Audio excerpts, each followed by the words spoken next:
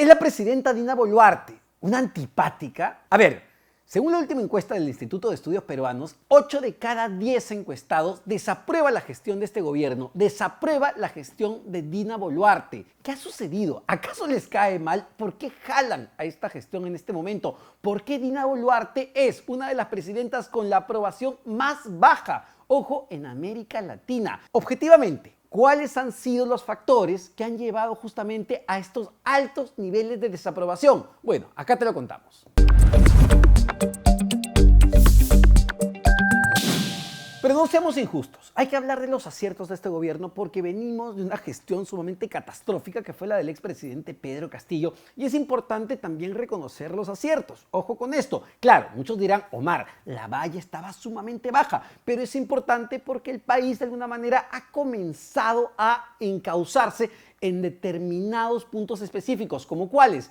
Los gabinetes, la conformación de gabinetes. Puede haber ciertos actores que no nos gusten, puede haber ciertos personajes que resulten disruptivos en algunas carteras y vamos a hablar de eso, pero en términos generales, en términos promedio, los gabinetes que ha venido nombrando Dina Boluarte han sido de carácter o de perfil mucho más técnico. Y eso es importante porque al menos en determinados sectores, o la mayoría de sectores, tenemos a gente que realmente conoce lo que está haciendo o realmente conoce el sector. Esto en sí ya es un gran cambio. Ojo, no estamos diciendo que son los mejores funcionarios públicos que hemos visto en la vida ni que es un gabinete de lujo. No nos referimos a eso, pero al menos son gente que sí conoce su sector y entiende el sector al cual se están dirigiendo. Cosa que no veíamos con Pedro Castillo, pero es una medida al menos importante. Otro punto clave vinculado justamente a la conformación de gabinetes mucho más técnicos y más preparados es la confianza que el gobierno de Dina Boluarte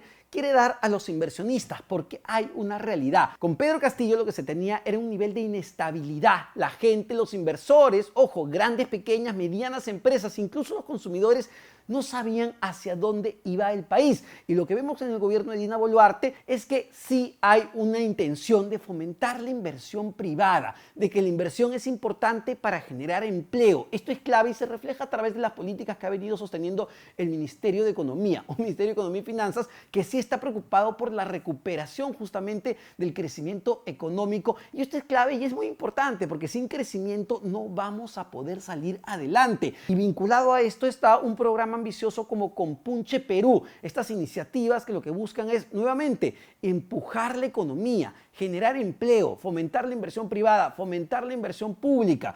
Un programa de más de o de casi 8.000 millones de soles. Son aciertos, son cosas importantes. Lo que esperamos es que la rueda comience ya a girar. ¿Para qué? Para que la gente tenga mejores condiciones de vida, para que la gente tenga empleo y sí podemos decir que al menos hay una intención clara de este gobierno de empujar la economía hacia ese nivel. En política exterior, ojo, esto es muy importante porque el gobierno peruano, la presidenta Dina Boluarte y la canciller Ana Gervasi se han mostrado firmes ante una narrativa falsa del presidente de México, Andrés Manuel López Obrador y Gustavo Petro de Colombia, que han querido hacer creer a la comunidad internacional que a Pedro Castillo le hicieron un golpe, que Pedro Castillo es un preso político, cuando esto es totalmente falso. Han señalado que Dina Boluarte no tenía que estar en la presidencia, pero no, todo esto es mentira, porque evidentemente quien quiso dar un golpe de Estado, quien quiso convertirse en un dictador, fue Pedro Castillo y hoy por hoy está en la cárcel con una prisión preventiva por rebelión justamente por ese tema. Le guste o no, nos caiga mal o no, tenga aciertos y desaciertos, Dina Boluarte es la presidenta de la República, constitucionalmente aceptada porque estaba en la línea de sucesión. Y es importante que el gobierno peruano se haya plantado sobre estos temas con estos principalmente dos presidentes, el presidente de México y el presidente de Colombia. Y por último, el tema migratorio, donde ha habido aciertos y desaciertos, pero concentrémonos primero en los aciertos. El hecho de eliminar las multas para que los migrantes puedan regularizar sus papeles y dar una amnistía de 6 meses es importante porque para muchos migrantes, sobre todo venezolanos que están escapando de una crisis humanitaria, era prácticamente imposible regularizar su situación en nuestro país porque las multas superaban los 10.000 soles y valgan verdades.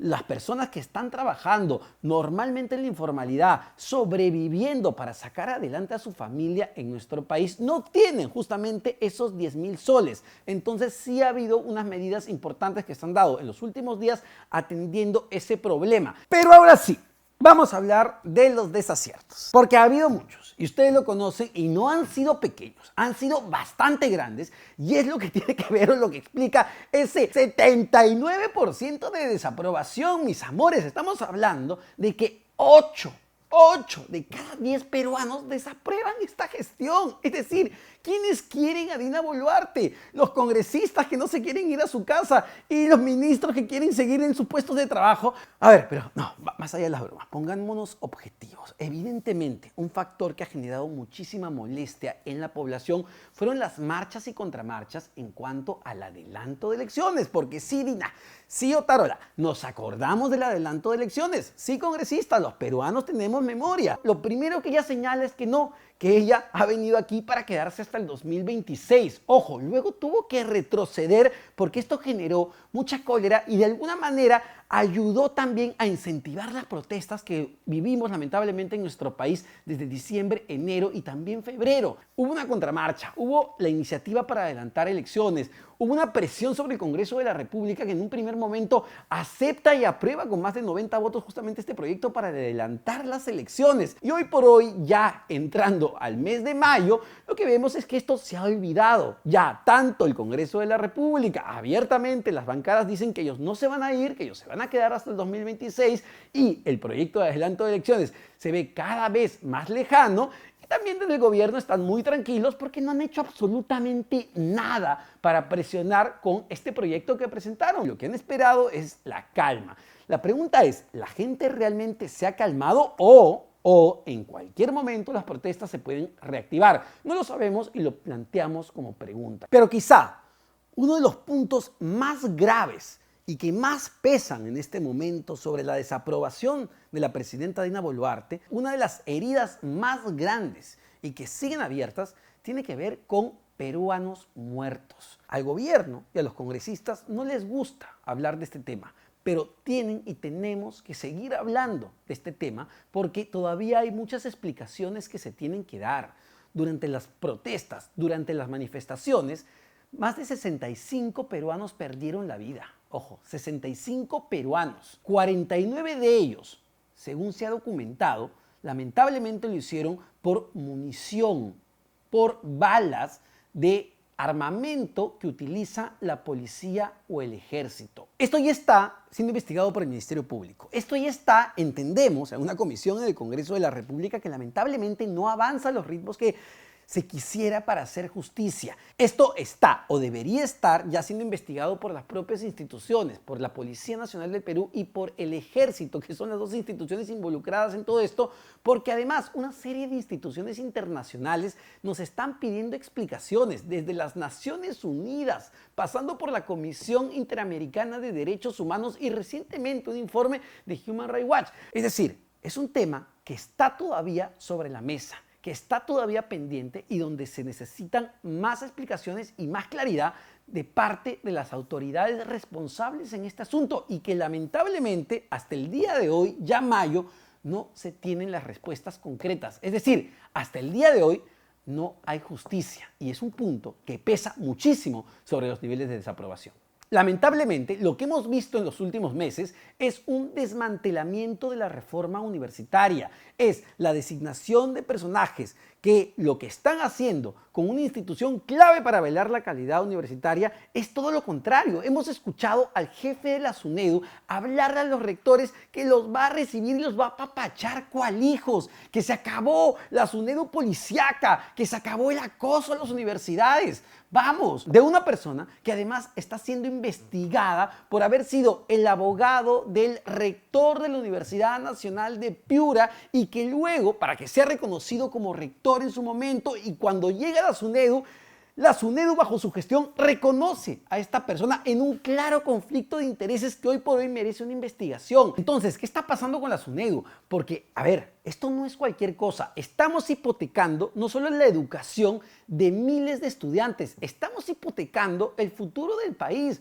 Porque aunque suena cliché, Ojo, el futuro del país depende de los jóvenes y depende de los jóvenes que se educan. Y si tenemos malas universidades que enseñan mal, que estafan a los estudiantes, vamos a tener malos profesionales y vamos a tener lamentablemente un capital humano, gente que no va a estar preparada para mejorar las condiciones de este país. Entonces, lo que se está haciendo con el desmantelamiento de la reforma universitaria es afectar finalmente el futuro de todo el país, pero no se está entendiendo así porque, y hay que ser muy claros con esto, finalmente el lobby de las universidades Bamba, que estuvo detrás en el Congreso de la República por muchos años, por muchos congresos, intentar afectar y traerse abajo la ley de reforma universitaria, pareciera haberlo logrado. Otro tema clave, que además es un problema que tenemos hace décadas y es hoy por hoy la principal preocupación de todos los peruanos. Me refiero a la inseguridad.